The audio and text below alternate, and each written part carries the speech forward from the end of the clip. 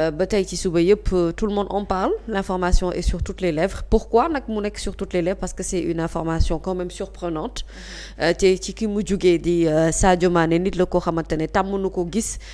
ci musunu ko sax dégg ci yenn comportement yi, en tout cas lu jëm ci wàllum xeex jàppante ba dóore di ci am. Parce que nit ñi ñëpp xam nañu te seddal nañu ni Sadio Mané également sénégalais la bu yaru. Très discipliné, quelqu'un de très qui se contient beaucoup, ku am yar la, ku am diine la, ku mën a itam fonk doomu aadama. Donc bu ñu yeggee fenn fi peut-être il faut aller chercher un tout petit peu plus loin li nga xamante ne moom mooy raison bi am. Bon, avant ñu yegsi ci vestiaire yi, c'est vrai que xaw nañu am benn échange kaddu ci diggante Sadio Mané ak ki nga xam ne mooy le roi Aziz Sané, qui je rappelle son père est sénégalais parce que son père c'est Souleymane nu mu tudd Souleymane Sané mi nga xamante ne également joué na fii ci Sénégal, ancien footballeur international sénégalais, bien que le roi n'a pas une nationalité sénégalaise, il a une double nationalité française et allemande, mais dans tous les cas son papa est un sénégalais boo xamante ne joué na fii Sénégal, donc également xam nañu ko ci li nga xamante ne moom mooy donc état sportifu sénégalais ak li nga xamante ne def nañu ko ci yëpp ci wàllu football. Donc ñaari doom lañu loo xamante ne boo dee xool en vrai ñoom ñoo bokk fu ñu jóge, ñoom ñoo bokk seenub Sénégal, ñoo bokk seenub lépp, mais il s'est trouvé que bon xam nga Sadio Mané il faut que ñi comprendre ne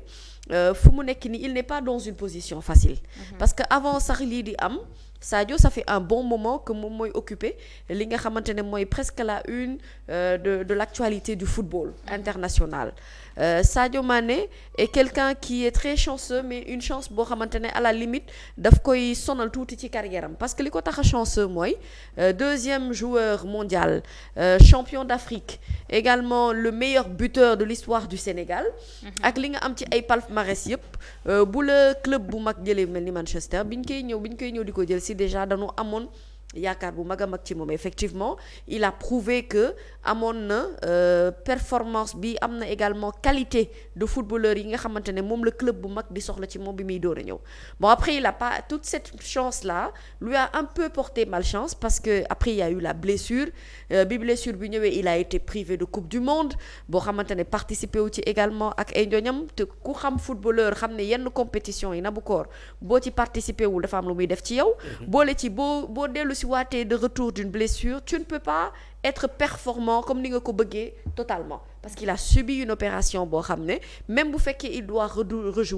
rejouer de manière intelligente pour éviter une autre blessure boo xamante ne mën na ko yàqal carrière am. Donc aussi c'est pas un joueur boo xam ne dañ koy teg ci banc muy toog, il n'est pas habitué à ça, c'est un leader. Sadio Mané c'est quelqu'un boo xamante ne quand tu l'as dans ton équipe, c'est-à-dire que donc pour le mental et pour le rassurer il faudrait que mu bokk ci ñi nga xamante ne dañuy nekk xëy na ci 11 de départ yi. Mais loolu itam pour que moom joueur mu mën a briller comme ni nga xam ne club bi noonu la ko bëggee, il faut la participation des autres joueurs, maanaam ñi nga xam ne ñoom la bokkal maillot, ñoom la bokkal ci biir terrain bi, il faudrait que ñu valoriser ko de telle sorte que moom xelam dina dal. Ça c'est le travail de l'entraîneur, du staff, mais c'est le travail collectif également d'une équipe bu koy permettre mu mën a arriver à tout cela. Bon, il a touché à quelques balles, mais après on a senti même ñun ni seetaan match bi que parfois man dama koy remarquer, xaw ma ñeneen ñi de, mais man damay remarquer souvent ci seen yenn match yi le roi bu ko waree jox du ko sax passe bi mu ko war a passe. Est-ce que comprendre nga loolu itam? Non, kon nag dama defoon ne man kese la, kon finalement ce constat là je le partage avec tout le monde. nañ ko wax te dee benn yoon, xale bi tamit yow lan mooy sa problème ak gone gi? yéen a bokk Sénégal donte tu n'es pas sénégalais et que bi nga bëggee ñëw ci équipe nationale bi yàlla dogal na ni sa waajur bu góor def na lu mu mën pour nga ñëw, mais finalement antuwul. Dëgg la, mais sëñ bi man mami bu ñu génnee ci biti même lu ñu nekk noonu man ak yow wala lu ñu mën a rayante man ak yow ay mbokk lañ. Voilà, non mais moom laay wax ne wax dëgg yàlla moom laay wax ne yemal nag c'est pas le fait que coup bi am ci saa si rek ci foofu la nit ñi war a taxaw. faut ñu comprendre un peu que xëy dafa am processus buy indi loolu. xam nga loo gis ci àdduna am na lu ko jur. Nit du xëy tëb rek ci Sadio Mané quelqu'un tout le monde sait que c'est quelqu'un qui est très expérimenté. yàgg na ci ay club yàgg na football yàgg na jànkonteel yenn situation yi mais il a toujours gardé son calme. lan moo poussé ba mu mën a yegg ci benn niveau bi c'est là où on doit se poser la bonne question. Moi je pensais que j'étais la seule à avoir remarqué ça bien que parfois je rate des matchs mais à l'occasion match yi may seetaan moi j'ai l'impression que quand il doit bu ko waree jox bal du ko jox bal démb ça s'est produit par exemple et ils ont eu benn échange ci biir match bi xam naa après ça s'est continué na ci vestiaire yi wax na ko lu mu ko warul te wax Sadio aussi il a réagi et le Sadio qui a réagi n'est pas le Sadio Mané qu'on connaît mais li ci war a mën a comprendre ci loolu yëpp mooy ne Sadio Mané qui soit le meilleur joueur du monde qui soit numéro 2 meilleur buteur champion d'Afrique même champion du ak loo ci mënti wax it nit la yàpp ak sidit moo nekk ci bopp ci nit ci yaramam donc nit la koo xamante ne également comme ñun ñëpp dañuy mer bu nu meree amaana mën nañu am benn instant de contrôle boo xamante ne yàlla may na ko xëy na ci plusieurs occasions yoo xam ne mënoon nañu ko gis mu réagir nen ni il l'a pas fait il l'a fait hier spécifiquement parce que hier il a pas pu se contenir et parce que situation boobu yëpp am na lu ko indi moi je pense que aujourd'hui j'entends parler de sanctions yoo xamante ne dañ ko koy def et tout xëy na peut-être des sanctions disciplinaires parce que le fait que même liggéeyukaay sax boo fa xeexee mooy ce premier motif de renvoi bu ñuy xool rek ci wàllub yoon mais mën nañu ban a yegg ci benn niveau bi il faut juste faire comprendre que l'équipe est importante encore plus que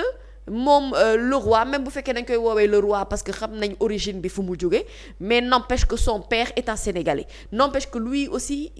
dans son nom il y a du Sané dedans qui est sénégalais donc ñoom ñoo bokk seen lépp de telle sorte que yenn nii mënoon na jóge amaana ci feneen bu boobaa duñu ko mën a comprendre sax encore moins muy jóge ci ñoo xamante ne ay sénégalais la noonu ñoo bokk seen lépp il faudrait l'acceptation de l'autre nga nangul kenn ku ci nekk talent bi nekk ci moom et puis ñu comprendre ne équipe collectif la collectif mooy tax ngeen mën a atteindre ay résultats quand le collectif n'est pas bon on ne peut pas jouer un bon match on ne peut pas avoir des victoires parce que les cœurs ne sont pas unis pour ça c'est hyper important que l'entraîneur mu recadrer waat ñi nga xamante ne ñoom ñooy joueurs yi nekk ci équipe et puis kenn ku ci nekk lii sa rôle ak sa place ñu jox la ko ci équipe ba mu mat sëkk des leaders il faut les conforter dans leur position seen xel mën a dal ñu mën a jouer un football boo xamante ne même bu fekkente ne la forme physique n'y est pas mais jom ji daf ciy nekk ak envie bi parce que li ñu lay sas moo tax yan bi ñu lay yan mooy tax ngay am envie di redoubler d'efforts donc c'est une chose boo xamante ne assez regrettable mais Sadio Mané est un être humain comme tout le monde